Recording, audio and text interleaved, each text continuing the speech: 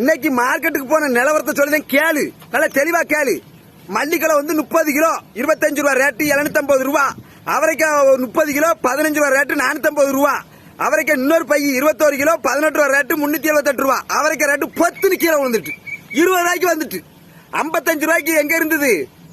எவன் கண்ணு பட்டுதோ அது கீழே அவரைக்காய் ரேட்லாம் போயிட்டு. கொஞ்சம் அவரைக்காய் ஒரு கிலோ வாங்கி எல்லாரும் சூப்பு வச்சு குடிங்க. அவரைக்காய் ரேட்டு மேலே ஏறட்டும், விவசாயம் நல்லா இருக்கட்டும். அடுத்து பாவைக்காய் 35 கிலோ 31 ரூபா ரேட்டு 1085 ரூபா. மொத்தம் 2663 ரூபா. கமிஷன் 266 ரூபா. 3 ரூபா கொடுத்துருக்கு. இந்த அது என்னது உள்ள மார்க்கெட்ல கொண்டு விற்கிறதுக்கு 3 ரூபா கொடுக்கணும், ஒரு பைக்கு 1 ரூபா கொடுக்கணும். அடுத்து ஒரு 300 ரூபா வாங்கியிருக்கேன், அது ஒரு கடை கொடுக்கறதுக்கு. நான் அந்த கடைக்கு உடனே சொல்லியிருக்கேன்.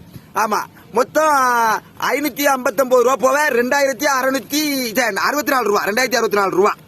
ஆமா.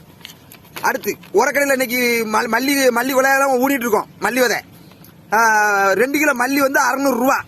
ஆமா. அகத்தி 250 ரூபா, 150 ரூபா, 250 ரூபா. அடுத்து கலக்கொல்லி 1/2 லிட்டரு 280 ரூபா.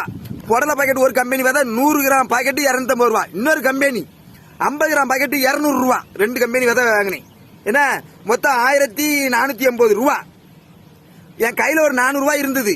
மார்க்கெட்ல 300 ரூபாய் வாங்கி 700 ரூபாயா கொடுத்துட்டு 700 ரூபாய் போக மொத்தம் 780 ரூபா கொடுக்கணும் உரக்கடைக்காரருக்கு. உரக்கடைக்காரர் என்ன மானங்கட்ட கேள்வி கேட்காரு.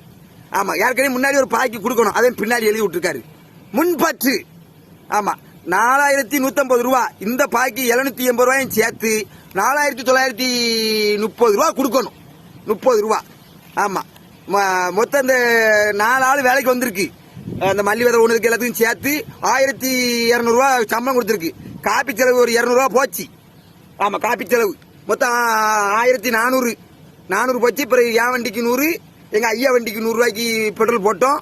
1600 போச்சு. மிச்சம் 400 ரூபா, 450 ரூபா. 450 ரூபாய்க்கு ஒரு மண்ணெண்ணெய் மோட்டர் வச்சு அடிச்சோம். அதுக்கு 500 ரூபா கொடுக்க 50 ரூபா 10ல தான் போய்கிட்டு இருக்கு.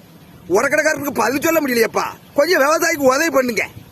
ஆமா, இந்த மானகட்ட விவசாயம் பார்க்கறதுக்கு பதிலா ஒரு மலை கயித்துல நின்றலாம். ஆமா, அப்படித்தான் இருக்கு விவசாயம். எவ்வளவு வந்தாலும் காண முடியக்கப்பா. வித்து போராட்டிக்கிட்டே இருக்க வேண்டியிருக்கு. இது தின்னுக்கிட்டே தான் இருக்கு விவசாயமும்.